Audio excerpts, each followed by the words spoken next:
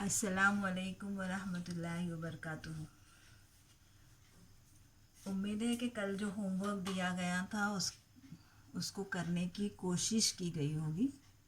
امید تو بہت کم ہے کیونکہ کلاس میں فیس ٹو فیس پڑھانے کے بعد جو ہوم ورک دیا جاتا تھا اس کے میں بھی کوئی خاص رسپانس نہیں ملتا تھا۔ اب تو ون وے ٹریفک چل رہی، اس میں دیا گیا اگر ہوم ورک اگر آپ کر رہے تو یہ بہت بڑی بات ہے۔ پہلے لیکچر میں ہم نے 8 آیتیں کمپلیٹ کرے تھے، آج ہم 9ویں آیت کو کمپلیٹ کریں گے۔ 9ویں آیت سورہ قصص کی ہے، 73ویں آیت ہے، جس میں اللہ تعالیٰ فرما رہے ہیں وَمِن رَحْمَتِهِ جَعَلَ لَكُمُ اللَّيْلَ وَالنَّهَارَ لِتَسْكُنُوا فِيهِ وَلِتَبْتَغُوا مِن فَضْلِهِ وَلَعَلَّكُمْ تَشْكُرُونَ۔ وَمِن رَحْمَتِهِ، اور اس کی رحمت ہے۔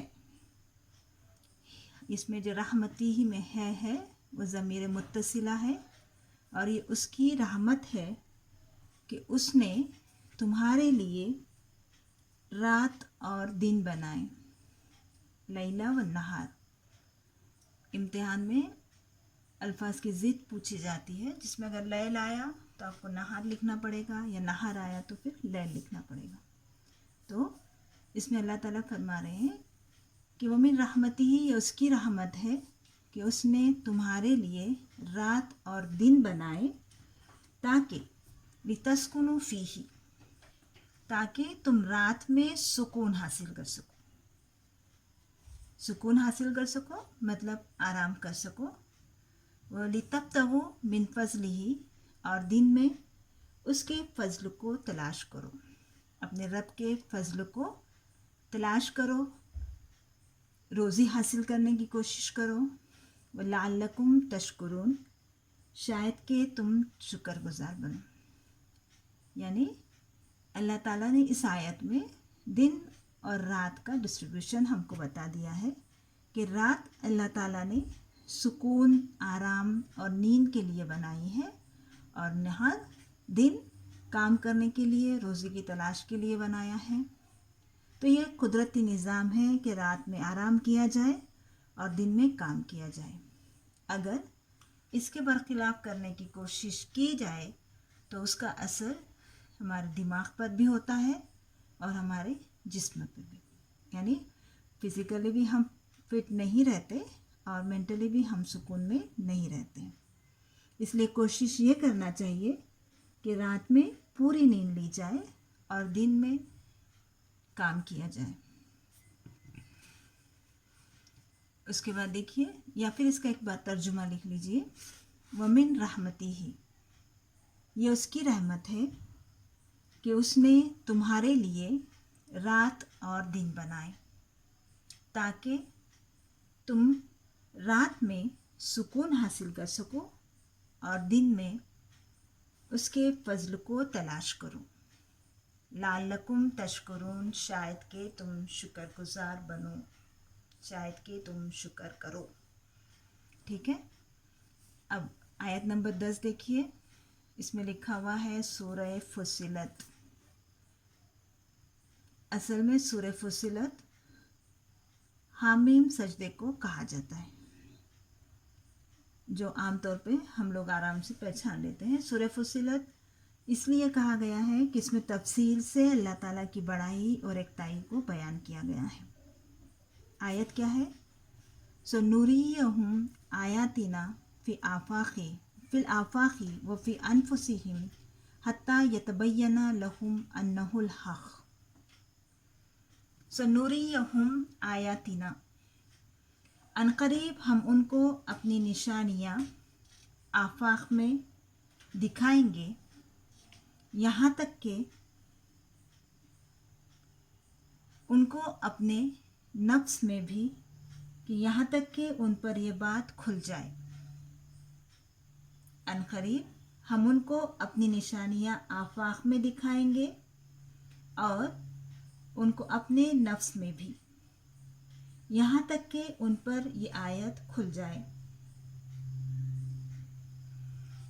इस आयत में अल्लाह ताला की मुराद ये है कि अल्लाह ताला ने आसमान ज़मीन आफाक में भी इंसानों को अपने वजूद की निशानियां दिखाई हैं और जिन पर यह बात खुल जाए जो कुरान तालीम दे रहा है वही हक है। यानी हर दौर में इंसान के सामने नई नई निशानियां आती जाती रहती हैं और क़यामत तक ये सिलसिला चलता रहेगा। अब ये सूरह का अगर शान नुज़ूल देखा जाए तो ये सूरा हज़रत हमज़ा रज़ी अल्लाह ताला अन्हु के ईमान लाने के बाद और हज़रत उमर के ईमान लाने से पहले नाजिल हुआ था।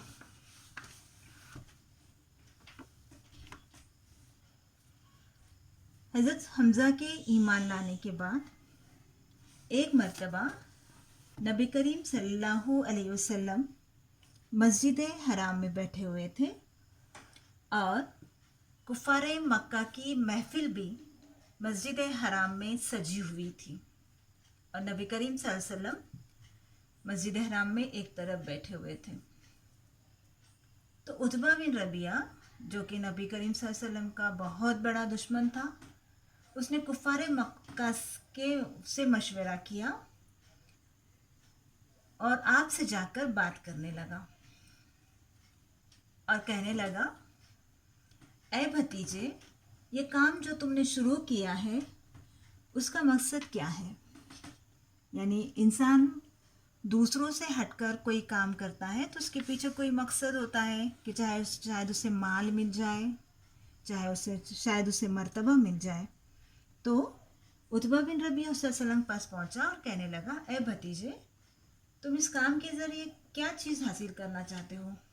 क्या तुमको माल चाहिए? अगर माल होना तो हम तुमको इतना माल देंगे कि तुम मक्का के वादी मक्का में सबसे मालदार हो जाओगे।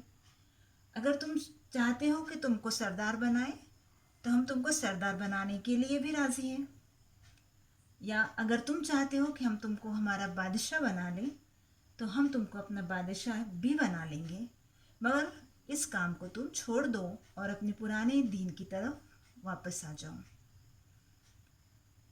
आप सल्लम ने कहा, ए उतबा, क्या तुमको जो कहना था तुम कह चुके? तो उसने कहा हाँ। तो फिर सल्लम ने फरमाया, अब मेरी भी बात सुनो, और ये कहकर सूरह हामीम सजदे की तिलावत शुरू कर दी, जिसमें अल्लाह ताला की वहदानियत और यकतानियत को बहुत ही तफसील से बयान किया गया है। इसीलिए इसका दूसरा नाम सूरह फुस्सिलत भी रखा गया है। तर्जुमा लिख लीजिए। अनकरीब हम उनको अपनी निशानियां आफाक में दिखाएंगे और उनको अपने नफ्स में भी, यहाँ तक कि उन पर यह बात खुल जाए। अब आगे बढ़ते हैं। इसके बाद आयत है सूरह हुजरात की, आयत नंबर 12। सूरह हुजरात वो सूरा है जिसका मौजू मुसलमानों को आदाब की तालीम देना है। अगर आप इस सूरे को पढ़ें, इसका तर्जुमा पढ़ें या इसकी तफसीर पढ़ें तो आपको मालूम पड़ेगा कि इसमें पूरे उन आदाब अतवार को सिखाया गया है जिसकी पाबंदी करना मुसलमानों के लिए ज़रूरी है, या फिर एक माशरे में किस तरह रहा जाता है उसके बारे में, रहना चाहिए उसके बारे में इसमें तफसील से बताया गया है। आयत है, या अय्युहल्लज़ीना आमनुज्तनिबू कसीरम मिनज़्ज़न्नि इन्ना बाज़-ज़न्नि इस्मुन वला तजस्ससू वला यग़्तब बाज़ुकुम बाज़ा।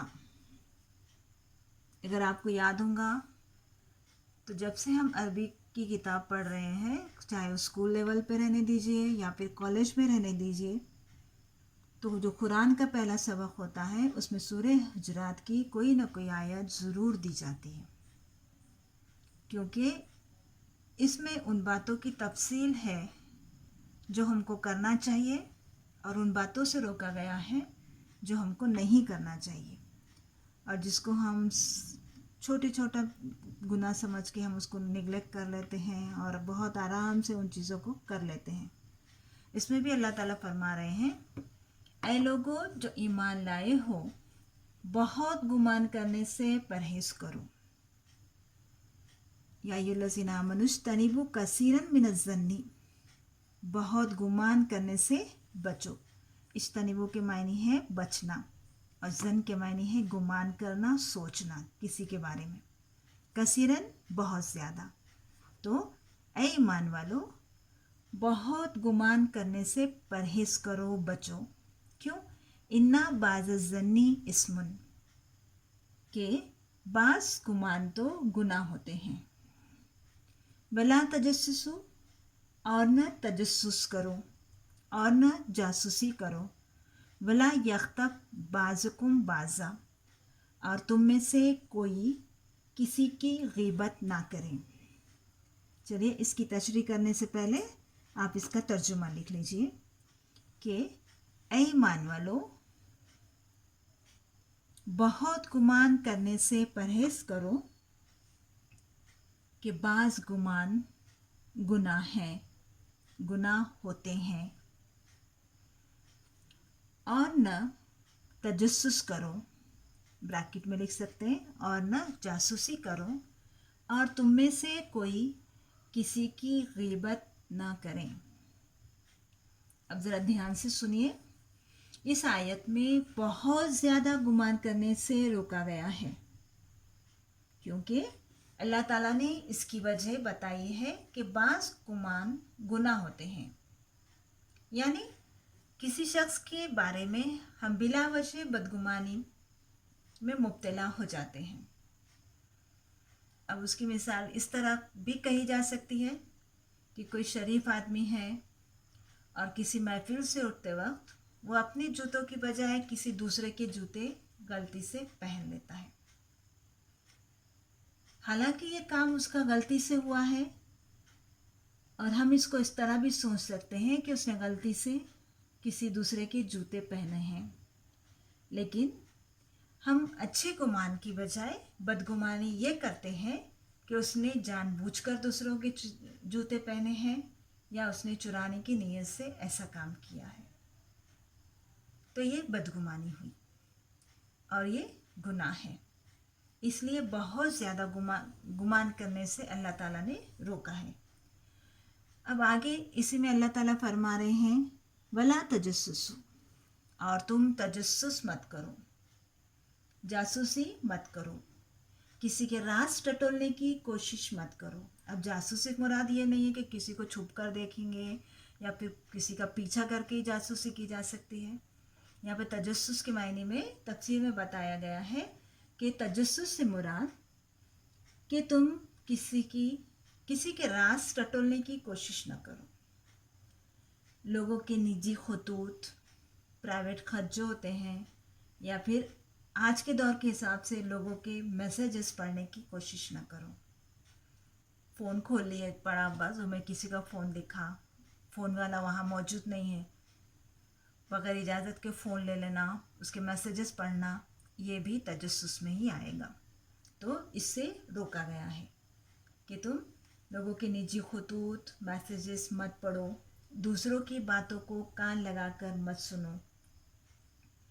دو آپس میں بات کر رہے ہیں، آہستہ آہستہ بات کر رہے ہیں، اور ہم بازو بیٹھے ہیں تھوڑی دور پہ، ان کو دکھانے کے لیے تو ہم دوسرا کام کر رہے ہیں، لیکن پورے کان ہمارے ادھر ہی ہیں کہ پتہ نہیں کیا بول رہے، کس کے بارے میں بول رہے، تو اس سے منع کیا گیا ہے۔ اسی طرح پڑوسیوں کے گھر میں جھانکنے سے بھی منع کیا گیا ہے۔ دوسروں کے ذاتی معاملات ٹٹولنا بھی جاسوسی میں ہی آئے گا۔ پتہ نہیں دوسروں کے گھر میں یہ کیوں ہو رہا، ایسا کیسا ہوا، ایسا نہیں ایسا ہونا تھا، تو یہ تمام چیزیں تجسس میں آئے گی، جس کو اللہ تعالیٰ نے منع کیا ہے۔ یعنی اس آیت میں جاسوسی، تجسس، راز ٹٹولنے سے منع کیا گیا ہے، लोगों के निजी खतूत मैसेजेस पढ़ना, दूसरों की बातें कान लगा कर सुनना, पड़ोसियों के घरों में झांकना, दूसरों की ज़ाती मामलात को टटोलना, इन तमाम बातों से एकदम क्लियरली मना किया गया है। और आगे है वला यख्तब बाज़कुम बाज़ा, तुम में से कोई किसी की गीबत ना करे। अब गीबत से मुराद क्या है? गीबत से मुराद किसी के पीठ पीछे ऐसी बात करना जो अगर वो सुने तो उसे नागवार गुजरे। ये जो गीबत की तारीफ है नबी करीम सल्लल्लाहु अलैहि वसल्लम ने खुद बताई है। सहाबियों को आपने फरमाया कि गीबत करने से बचो, कि गीबत करना ऐसा है जैसे मुर्दार भाई का गोश्त खाना है। तो सहाबियों ने ये सुनकर अर्ज किया, या रसूलल्लाह, अगरचे कि उसमें वो बात पाई जाती हो, यानी हम जो दूसरों के बारे में बोल रहे वो झूठ नहीं बोल रहे, उसके अंदर वो कमी है, उसके अंदर वो खराबी है, उसी बात को हम दूसरों के सामने बोल रहे, तो क्या वो भी गीबत कहलाएगी? तो नबी करीम सल्लल्लाहु अलैहि वसल्लम ने फरमाया कि अगर वो बात उसमें पाई जाती है तो वही गीबत है, और अगर उसमें पाई न जाती हो तो वो तो बुहतान है। आगे ये भी है तफसीर में कि ज़िंदा और मुर्दा दोनों सूरतों में गीबत हराम है। यानी जिस तरह ज़िंदा शख्स की गीबत करने की हुर्मत बयान की गई है, उसी तरह मरे हुए शख्स की भी गीबत करने से मना फरमाया है। ये बात यहाँ पे अच्छी तरह जान लें कि गीबत वो कमी या बुराई उस शख्स में मौजूद है तो उसकी बात करने से यहाँ पे मना किया गया है, और जो कमी और ख़राबी उसमें ना हो उसके बारे में तो बात करने का सवाल ही पैदा नहीं होता। तर्जुमा लिख लीजिए, लिखा हुआ है, आगे देखिए। आखिरी आयत है सूरह गाशिया की, आयत नंबर 17 से लेके 20 तक। अफला यंजुरूना इलल इबली कैफा खुलिकत व इलल समाई कैफा रुफियत व इलल जिबाली कैफा नुसिबत व इलल अर्जी कैफा सुतिहत। अफला यंजुरूना, क्या उन्होंने नहीं देखा, ऊँट की तरफ, इबल कहते हैं ऊँट को, कैफा खुलिकत, खुलिकत कैसा पैदा किया गया है, क्या उन्होंने नहीं देखा ऊँट की तरफ कि कैसा पैदा किया गया है। वैलस समाई कैफा रुफियत, और आसमान की तरफ कि कैसे बुलंद किया गया है। वैलल जिबाली कैफा नुसिबत, और पहाड़ की तरफ कि उसे कैसे नस्ब किया गया है। वैलल अर्जी कैफा सुतिहत, और ज़मीन की तरफ कि उसे किस तरह हमवार किया गया है।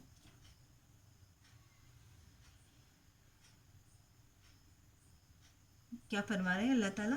तर्जुमा लिख लीजिए। क्या ये ऊँटों को नहीं देखते कि उनको कैसे पैदा किया गया है, और आसमान की तरफ कि कैसे उसको बुलंद किया गया है, और वैलल जिबाली, और पहाड़ों की तरफ कि कैसे उनको नस्ब किया गया है। व इलल अर्जी कैफा सुतिहत, और ज़मीन की तरफ कि कैसे उसको हमवार बनाया गया है। यहाँ पे इन चीज़ों को बयान करने का मतलब ये है कि लोग आखिरत की बातें सुनकर कहते हैं कि ये कैसे हो सकता है, कैसे अल्लाह ताला ज़िंदा मरने वाले शख्स को फिर से ज़िंदा करेगा, फिर हिसाब होगा, फिर जन्नत या दोज़ख के फ़ैसले होंगे, तो ये कैसे मुमकिन है। तो क्या वो अपने अतराफ़ नज़र नहीं डालते कि अल्लाह ताला ने इन तमाम मखलूक को कैसे पैदा किया, आसमान को बग़ैर सुतून के कैसे खड़ा किया, और पहाड़ों को ज़मीन पे कैसे नस्ब किया ताकि ज़मीन तुमको लेके डगमगा ना जाए।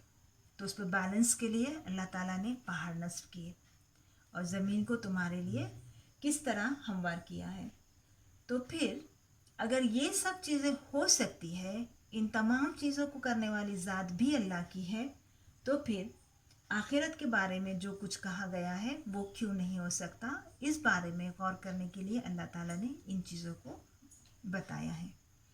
तो यहाँ पे हमारा पहला सबक मुकम्मल हो जाता है, जिसमें हमने बहुत सारी बातें सीखी। और आज तो ख़ास तौर पे ये जो आयत नंबर 9 है कि अल्लाह ताला ने रात सुकून के लिए और दिन कमाने के लिए या काम करने के लिए बनाया, ये बहुत ही ख़ास है। देखिए, आजकल का मसला ये है कि हम लोग रातों को जाग रहे हैं और दिन को सो रहे हैं, जो कि नहुसत की अलामत है और अल्लाह ताला के गुस्से की अलामत है। तो कोशिश ये करें कि रात में जल्द सो जाएं और सुबह फजर से उठने के बाद अपने कामों में लग जाएं। ये आयत हमारे लिए है। उसके बाद फिर आयत नंबर 11 कि इस आयत में गुमान करने से रोका गया है, जासूसी करने से रोका गया है, ग़ीबत करने से रोका गया है। अब देखिए, आप लोग घर पे हैं, टाइम बहुत है, तो एक मरतबा सूरह हुजरात निकालिए और उसका तर्जुमा पढ़ के देखिए कि कितनी सारी चीज़ें हैं जो सोसाइटी में रहने के लिए हमको उन बातों पर अमल करना ज़रूरी है। अब इसके मश्क को थोड़ा सा हम देखेंगे।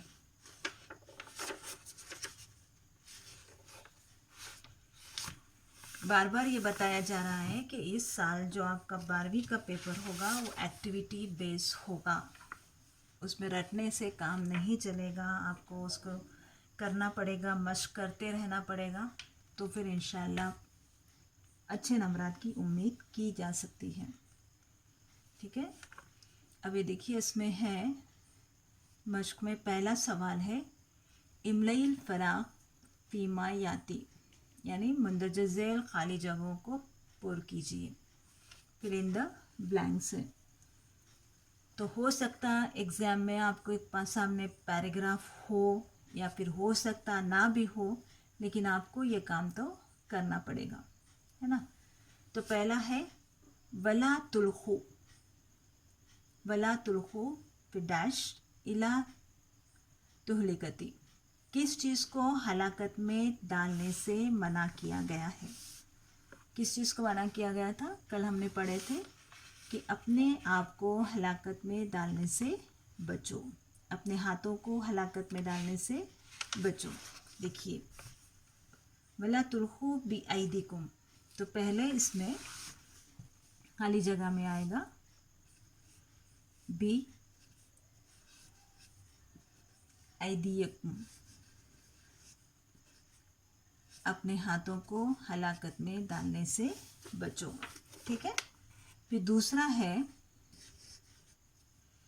इन्नल्लाहा यामुरुकुम अन डैश अमानती इल आलिहा, बेशक अल्लाह ताला हुक्म देता है तुमको, किस चीज़ को लौटाने का हुक्म दिया है, अहले अमानत की तरफ, अमानत को, है ना। इन्नल्लाह यामुरुकु अन तुअद्दु, कि तुम अदा करो, किस चीज़ को, अमानत को। किसको देना है, अहले अमानत को, जो उसके हकदार हैं, अन तुअद्दु अमानत को। ठीक है, फिर तीसरी खाली जगह है इन्नल्लाह खबीरुम बिमा, फिर डैश है, बेशक अल्लाह ताला बाखबर है, अल्लाह ताला जानता है, किस चीज़ को जानता है, बिमा यसनाऊन, जो कुछ वो करते हैं, यसनाऊन, जो कुछ वो करते हैं, यसनाऊन। कोशिश करिए कि बहुत जल्दी टेक्स्ट बुक ला लें ताकि मश्क मेरे साथ ही करा करें तो कंप्लीट हो जाएगा। आखिरी खाली जगह है इन्ना बाज डैश इस्मुन, अभी अभी हमने पढ़े कि किन चीज़ों से रोका है अल्लाह ताला ने, सूरह हुजरात में सबसे पहले गुमान करने से। क्यों, क्योंकि बाज़ गुमान गुनाह होते हैं, इस्मुन, और गुमान के लिए अरबी में लफ्ज़ क्या है, जन, इन्ना बाज जना, इन्ना बाज जनी स्मन। तो अल्लाह ताला ने बहुत ज़्यादा गुमान करने से बचने के लिए कहा है।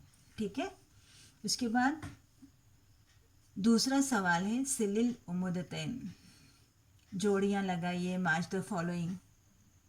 ये आसान लगता, एक नहीं तो तुक्का भी लगा दिए तो एक आधी जोड़ी सही आ जाती है ना, मगर कोशिश करें खुद पढ़ने की, दूसरों के पेपर में नज़र डालने की भी कोशिश मत करो, खुद करने की कोशिश करिए। देखिए, खुल मा अनफक्तुम, कह दीजिए कि जो कुछ तुम खर्च करते हो, कौन सा, मिन खैरिन, भलाई से। खुल मा अनफक्तुम की जोड़ी क्या रहेगी, मिन खैरिन, है ना। दूसरा है खुल लिल मोमिनीना यगुज़्ज़ु, आप कह दीजिए मोमिन मर्दों से कि वो नीची रखें, क्या नीची रखें, मिन अब्सारिहिम, उनके नज़रों को। पहली जोड़ी है कुल लिल मोमिनीना यगुज़्ज़ु मिन अब्सारिहिम। उसके बाद है जालन लकुमुल लैला वन नहारा लितस्कुनु फीही, अल्लाह ताला ने दिन और रात बनाए हैं ताकि तुम सुकून हासिल कर सको। और आखिरी है इज्तनिबु कसीरा मिनज़्ज़न्नी, और बचो बहुत ज़्यादा गुमान करने से। अब ये एक्टिविटी बेस्ड है, सामने किताब है, पीछे से देख के करने में कोई मुश्किल नहीं है, लेकिन एग्ज़ाम में याद रखिए आपके पास कोई किताब रहने वाली नहीं है, इसलिए आपको मेहनत करना पड़ेगी। चलिए ठीक है, यहाँ पे आज का लेक्चर ख़त्म करते हैं। इंशाल्लाह बाकी की मश्क हम आइंदा के लेक्चर में करेंगे। टाइम वेस्ट मत कीजिए, जो काम दिया गया उसे कंप्लीट करने की कोशिश